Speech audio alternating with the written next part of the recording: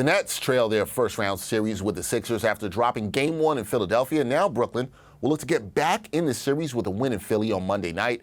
Brian Lewis, the Brooklyn Nets beat writer for the New York Post, is in the city of brotherly love, and he joins me now. Brian, how you doing?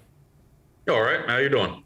I'm doing well, better than the Nets after they gave up 21 three-pointers in their Game 1 loss, but I'm doing good. Brian, so Game 1, the Nets, they look like they tried everything possible that they could to throw at Joel Embiid, but he made them pay by making the right passes and finding his shooters. As I said, the Sixers knocked down 21 threes. So with the way that the opposition can shoot from the outside, what is the best way for the Nets to defend Joel Embiid and the Sixers? Well, I'm not sure that there are a ton of adjustments to be made. Here's the thing. I mean, I've thought that Joel Embiid for some time was the most dominant center in the league. And the best way to attack him generally has been, I mean, unless you have somebody that can slow him down one-on-one, and there aren't many of those, by doubling him and forcing him to make the right passes, to trust his teammates, see the double, and then make the right pass. And frequently, he's not been able to do all three of those things. So he's had either turnovers or just missed an opportunity to hit a player with a good pass.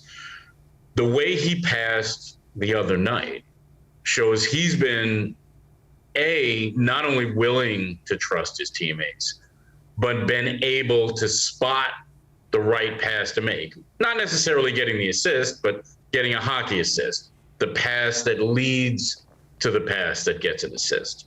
I think the Nets are probably going to double again, and they're going to have to take their chances that some of those players don't come through with the three-pointers that they did.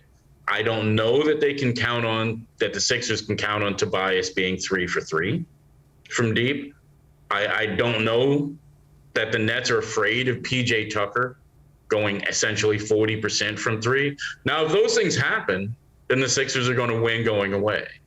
I think the Nets will probably take their chances and say, all right, the threes that are coming off of his double teams, we're going to live with those. But we're going to have to, and that's only about half of the threes that they gave up. They're going to probably try to cut down on the other half of the threes that they gave up, which had nothing to do with doubles and just had to do with them giving up looks because of poor defense. Okay, so it'll be interesting to see if we see the Nets give Embiid sort of the same similar looks, doubling him a lot and seeing if he can make those passes, and those guys will knock down the shots for Philly. We will see in Game 2. Now, back to Game 1. Mikhail Bridges, he was the Nets' offense in Game 1 with a game-high 30 points. What more can Brooklyn ask of Bridges offensively in this series, and who needs to step up to help him on the offensive end? I don't think they can ask a lot more in terms of scoring. I think what happened, what you're dealing with, is a guy that had 23 points and was having his way with Philadelphia in the first half. And Philadelphia essentially acknowledged, we can't guard him this way. We're going to have to double him. And then he only had 7 points and 2 attempts from the floor in the second half. So I think what Philadelphia did was the appropriate thing. Now, the Nets, they're going to have to set better screens for him. They're going to have to avail themselves to him so that he can punish the Sixers the way Joel Embiid punished the Nets. And I don't think the Nets players did enough to get themselves in positions where they could punish Philadelphia for doubling Bridges.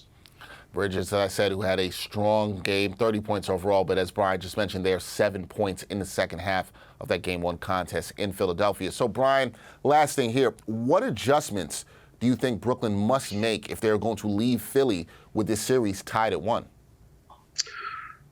Well, they're going to have to be able to, have to dictate the way the game is played. Philadelphia wants to put this in Philadelphia parlance, the Sixers want to play this like Rocky, right? Half court, physical, in a phone booth. The Nets are going to have to play it like the Penn Relays. They are going to have to get up and down the floor and run because that's where they're going to get their three-point looks from. They've always said we need to get up, say, 43 pointers ever since the Kevin Durant and Kyrie Irving trades went down, right? They are no longer a mid-range dominant team. They need to get up 40 3-pointers, preferably 50 3-pointers.